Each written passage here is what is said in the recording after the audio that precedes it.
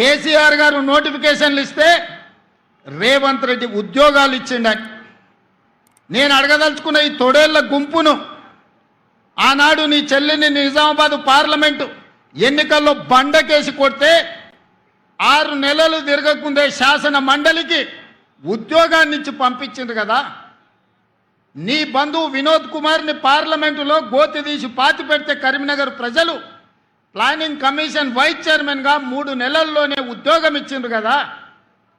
మీ బంధువులైన హరీష్ రావు గారికో కేటీఆర్కో లేకపోతే దయాకర్ రావుకో ఇలా చెప్పుకుంటూ వెళ్తే 100 మంది నీ బంధువులకు ఒక్కరోజు ఖాళీ ఉండకుండా ఉద్యోగాలు మంత్రి పదవులు ఇచ్చినావు కదా.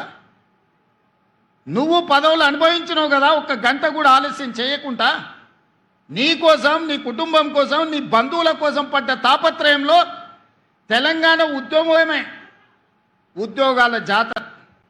ఆ ఉద్యోగాల గురించి ఒక్కరోజైనా ఆలోచన చేసినవా? టీచర్ల నియామకాలు చేపట్టినవా? పోలీసు నియామకాలు చేపట్టినవా? డాక్టర్లు నర్సుల నియామకాలు చేపట్టినవా? లేకపోతే ఇంజనీర్ల నియామకాలు చేపట్టినవా? గ్రూప్ 4, గ్రూప్ 3, గ్రూప్ 2, గ్రూప్ 1 పరీక్షలు ఏవైనా నిర్వహించి నువ్వు ఉద్యోగ నియామకాలు చేపట్టినవా? మేము నోటిఫికేషన్లు ఇచ్చినాం, రేవంత్ రెడ్డి నియామకాలు చేపట్టినన్ని నిస్సిగ్గుగా నడి బజార్లో నిలబడి మాట్లాడుతున్నావు కదా. ఈరోజు ఒక్క మాట నేను అడగదలుచుకున్నా. నోటిఫికేషన్లు ఇచ్చే ప్రశ్న పత్రాలను జిరాక్స్ సెంటర్లో పల్లి బఠానీలుగా అమ్ముకుని వందలాది కోట్ల రూపాయలు సంపాదించుకున్నావు తప్ప ఆ పరీక్షలను పూర్తి చేసి పిల్లలకు ఉద్యోగ నియామక పత్రాలు ఇవ్వాలన్న ఆలోచన ఏనాడైనా నీ కుటుంబానికి వచ్చింది? ఒక్క మాటలో చెప్పాలంటే young generation got cheated by a old jackal. Young generation got cheated by a old jackal. ఒక జిత్తుల మారి ముసలి నక్క కాంగ్రెస్ యువజనాన్ని తెలివిగా చిత్తు చేసింది. ఒకనాడు మా జగిత్యాల అలిశెట్టి ప్రభాకర్ అనే ఒక మహాకవి, ఆయన అన్న ఒక మాట గుర్తొస్తున్నది వాళ్ళ ఉపన్యాసాలు వింటుంటే. ఆయన అన్నాడు, అలిశెట్టి ప్రభాకర్ గారు, ఒక నక్క ప్రమాణ స్వీకారం చేసిందట ఇంకెవ్వరిని మోసగించనని. ఒక పులి పశ్చాత్తాపం ప్రకటించిందట, తోటి జంతువులను నేను ఇంకా చంపనని.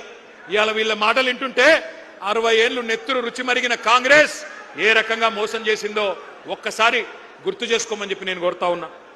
కాంగ్రెస్ పార్టీ పుట్టు పూర్వోత్తరాలు మీకు తెలుసు. అన్ని తెలిసి కూడా చైతన్యవంతమైన మనం వాళ్ళ మోసపు వలలో పడ్డాం. కానీ ఈరోజు ఏం జరిగింది?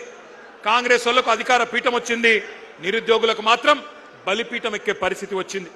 31 నెలలు అయిపోయింది, 32వ నెల నడుస్తా ఉంది.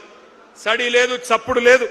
కళ్ళబొల్లి మాటలు నమ్మి గ్రామాల్లో తిరిగి మీ నాయనమ్మ కాళ్ళు, మీ తాత కాళ్ళు, మీ అమ్మమ్మ కాళ్ళు, మీ మామల కాళ్ళు, అత్తల కాళ్ళు, కోడల కాళ్ళు, అందరి కాళ్ళు మొక్కి కేసీఆర్ కు ఓటేయకండి, కాంగ్రెస్ ను గెలిపించండి అని ప్రచారం చేసిన నిరుద్యోగులు ఇవాళ బాధపడతా ఉన్నారు. ఇప్పుడే ఆ తమ్ముళ్ళు మాట్లాడింది మీరు విన్నారు. మాట తప్పిన ఈ జూటాగాళ్లను, మాట తప్పి ఇవాళ మిమ్మల్ని వంచిన ఈ దుర్మార్గులను, మిమ్మల్ని రెచ్చగొట్టి ఓట్లేయించుకొని అధికారం చేపట్టి నమ్మించి నట్టేట ముంచిన కాంగ్రెస్ ను ఏం చేయాలో మీరే ఆలోచించండి. ముఖ్యమంత్రి మాటల్లో చెప్పాలంటే, రేవంత్ రెడ్డి మాటల్లో చెప్పాలంటే, బెల్ట్ ట్రీట్మెంట్ ఇద్దామా, లాగులో తొండలిడుద్దామా, గుడ్లు వీకి గోటీలాడదామా, ఏం చేద్దామో ఆలోచించండి. ఎందుకంటే